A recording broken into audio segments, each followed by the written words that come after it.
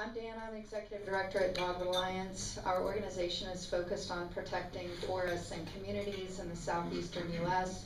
from destructive industrial logging practices. We've been at it for about 20 years.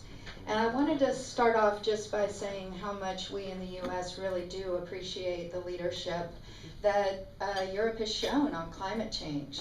The fact that you have set aggressive carbon emission reduction targets and simultaneously set targets to increase renewable energy sources is really impressive and so critical. I don't have to tell anybody in this room how critical a time we're in right now in terms of climate change.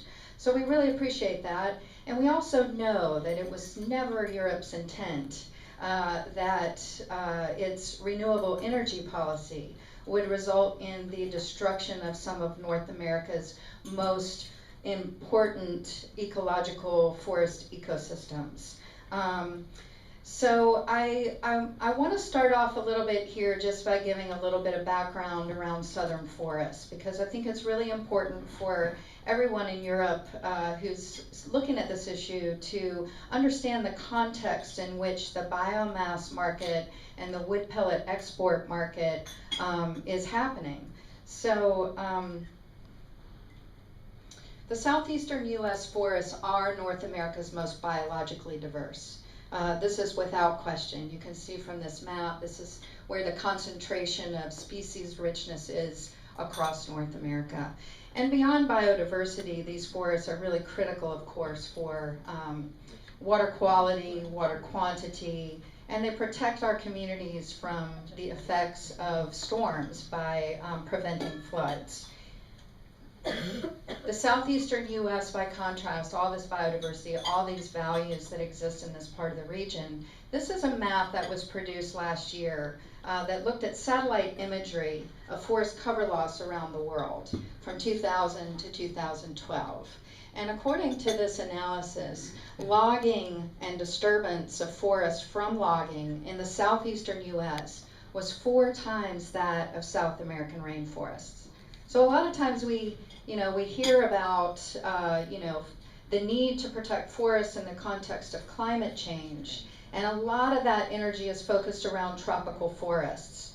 But forests in the southeastern U.S. are just as biodiverse, are just as critical to the people who live in the region, and are getting hammered just as hard as tropical forests.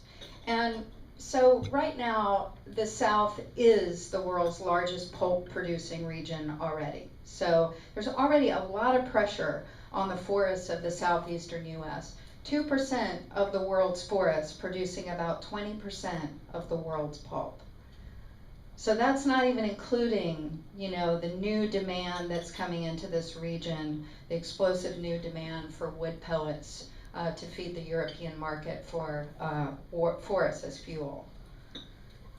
This intense demand over decades across the southeastern region has resulted in the large-scale clearing on a regular basis of natural forests, and in many cases, those forests are being converted to monoculture tree plantations that are sprayed with chemical herbicides and fertilizers.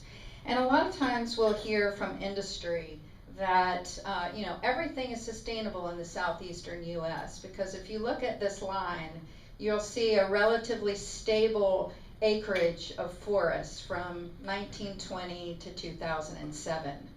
But if you look at and you back out the plantations, which are about 40 million acres right now and projected to increase based on the new demand for biomass, you'll see that there actually is deforestation happening in the southeastern U.S. because we're losing native forests. And in fact, almost all the native forest types in the South and all of the forest types in the coastal plain where the wood pellet industry is expanding have been reduced. The only forest type that's actually increasing are pine plantations. So the EU policy is definitely driving a lot of new activity and new logging across the southeastern U.S.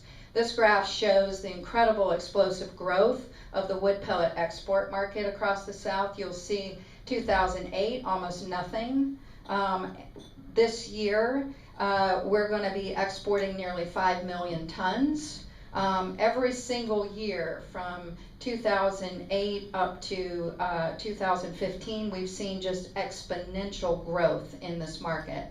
And they're projecting just in the next year that it's going to jump up another 1 million tons, 1.5 million tons, to over 6 million tons being exported to Europe. It's going to require about 100 square miles of forests every year to feed that demand. And I want to be really clear too that what we're seeing right now across the southeastern US is largely the result of one huge power plant in Europe that is being partially converted to wood. So a very little amount of electricity overall in Europe, but huge landscape level impacts across the south. This is a map. The green shows the existing wood pellet export facilities. And again, these are primarily due to and feeding one major power plant, that's Drax, that's converting that has converted 2 boilers out of 6 to wood. And then these yellow dots are proposed new facilities. There are 30 new proposed facilities right now across the southeastern US. That's getting major pushback from citizens. This is what a wood pellet mill looks like from the air. A lot of times industry is still saying they're using wood waste, logging residuals, but you can see from these pictures that we are really talking about whole trees. And we have followed the logging trucks. We have done countless investigations to identify exactly where these wood pellets are coming from. And every time we follow a logging truck from the world's biggest wood pellet manufacturer, a company called Enviva, we end up in a wetland forest that has been cleared.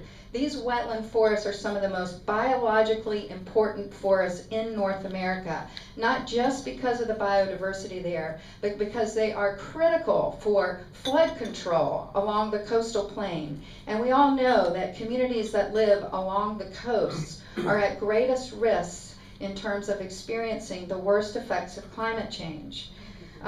Here we are. You know, this was an Enviva clear cut in 2014. Here's another one in 2015. Again, this is not an anomaly. Every time we follow the logging trucks, they end up at a wetland forest. This is a map of Enviva and Drax facilities. Enviva's one of Drax's biggest suppliers. Drax is now becoming its own wood pellet manufacturer and is beginning to set up wood pellet manufacturing facilities across the south. So again, this is, you know, a huge impact for a very little amount of overall electricity. In addition to the wetland forest, we're very concerned that this is also going to drive even more deforestation of our natural forest to plantations. And in fact, studies that have been done by North Carolina State University School of Forestry have projected that in fact we're going to lose another 5 million acres of natural forest in the south to plantations because of the increased demand from biomass. So again, I don't need to tell anyone in this room how critical a moment in time we're in right now. Our generation is defining the future of life on this planet as we know it. And Europe is going to be determining through its new climate policy the role of forests. And, you know, I cannot stress enough that this decision that Europe is making about how it's going to treat biomass is going to define whether or not forests become a primary source of fuel for generating electricity, or whether we're going to value forests for their ability to stay standing and remove and absorb carbon out of the atmosphere, purify our drinking water, protect our communities from floods, and allow other life forms on this planet to survive and thrive into the future. You know, this is just a critical moment in time, and Europe has a huge opportunity before it. We really appreciate that you are considering a revision of this policy that treats biomass, all biomass, as carbon neutral. And we really urge you to reject the notion that forest-based biomass is carbon neutral in your new policy, to set a cap on biomass, and to develop strict sustainability criteria. The number of people in the region and across the U.S. who are concerned about this is growing every day. Over just the last year, over 100,000 people have taken action on this campaign and have written letters to decision makers in the UK and in the EU. And I just want to take 1 minute to introduce Adam Macon, who's our campaign director, who wants to present you with the petition signatures of people across the region who are really, really concerned about this right now. Thank you. Thanks, everybody. And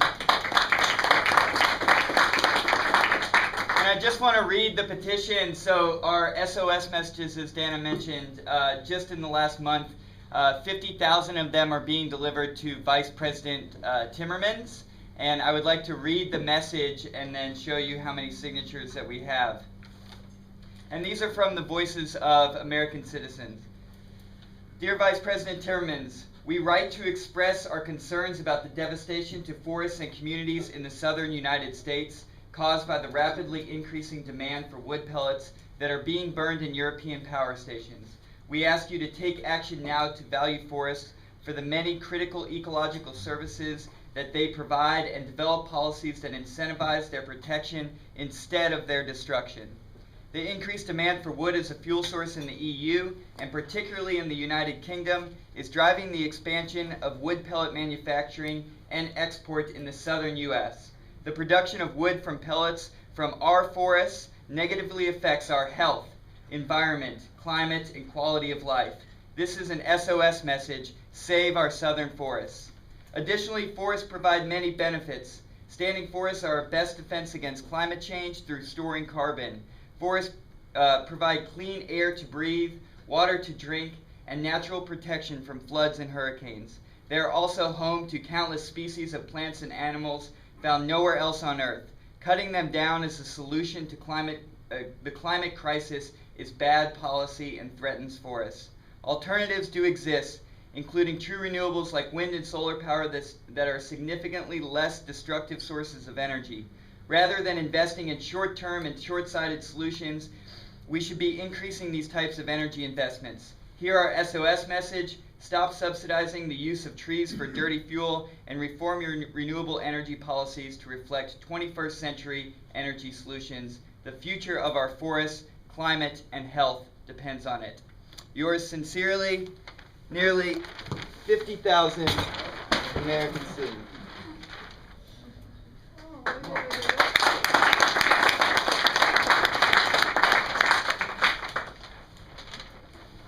Thank you very much. Also for all the statement and all the signatures. Any clarification questions to Danna?